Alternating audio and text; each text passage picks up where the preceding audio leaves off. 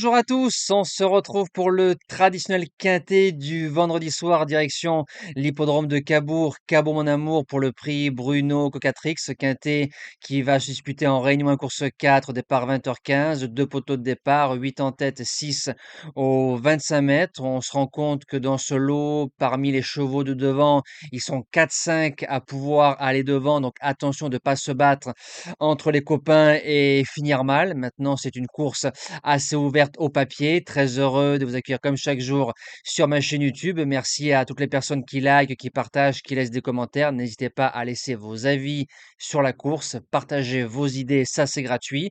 De vous abonner à la chaîne YouTube également. Et n'oubliez pas de cliquer sur la cloche des notifications pour être prévenu dès la mise en ligne de la vidéo. On va retrouver les résultats de la journée d'hier, mardi 5 août, dans le Quintet. On n'est que cinquième. Je remarque encore, comme dimanche, tous ceux qui ont démarré ont fait l'arrivée et les chevaux qui faisaient semi-rentrée, rentrée et grosse rentrée font 1, 2 et 3. Donc ils étaient prêts d'entrée de jeu. Le course par course de Cabourg, par contre, a été très bon. On fait un 3 sur 4 au niveau des objectifs. Pas mal de couplets de 2 sur 4. Donc ça, c'est plutôt pas mal. Allez, c'est parti pour la sélection de vendredi soir. J'ai tenté des trucs encore qui apparaissent un peu heureux avec le numéro 8, Espérance LT. C'est une jument au mois de juillet. Elle battait Iggy Derrioul, qui a remporté le quintet la semaine dernière à Cabourg. Isère, qui a gagné récemment, qu'on touchait en cheval du jour.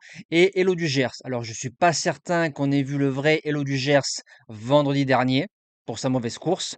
Je pense qu'on a vu son frère. La ligne est en béton. Fin juillet, au Mans, elle a marché 14-6 en faisant course école. Et sur la piste de Cabourg, et vu l'engagement, comme c'est la plus riche du premier poteau, c'est 5e, 4e, 6e, 3e, premier, 11e, 2e, 9e. Sur le parcours, c'est 2 sur 3.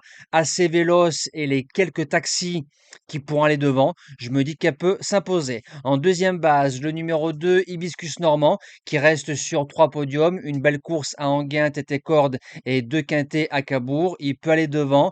Il peut attendre, c'est un cheval qui va courir à une semaine, mais j'ai pas la sensation qu'il ait eu une course éprouvante vendredi dernier. Déféré des 4 pour l'occasion, ça fait pratiquement 2 ans qu'il n'a pas été déféré des 4. C'est un cheval qui doit finir au bas mot dans les 3. Pour les chances, le numéro 5, Yonati Eben, elle est placée de Quintet Plus à pareille époque l'année dernière à Cabourg.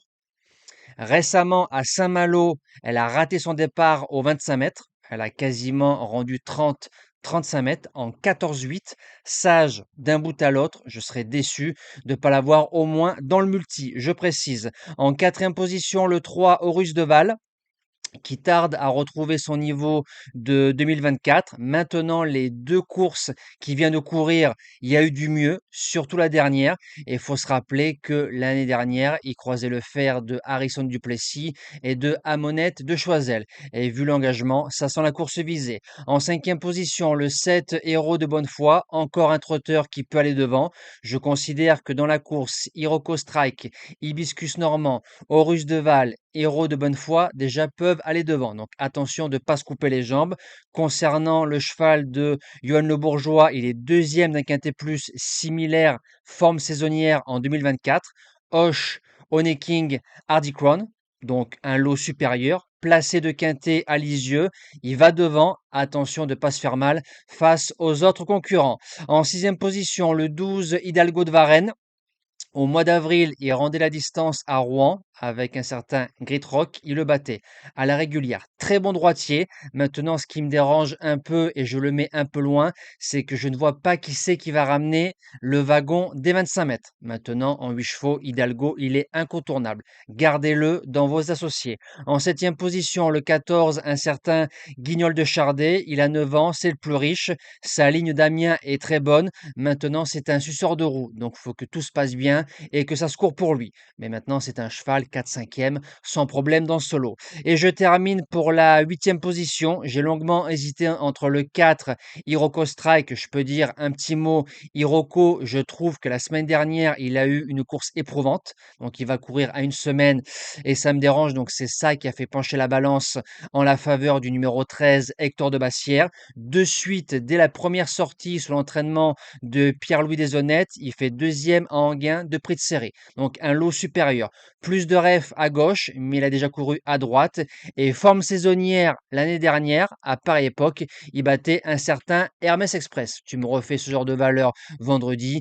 Tu joues un premier rôle dans cette course même en rendant la distance. Nous, on se dit à demain pour le premier quintet du week-end. On retrouvera les galopeurs du côté de Deauville en ligne droite avec le prix de Bayeux. Bon quintet et merci à tous.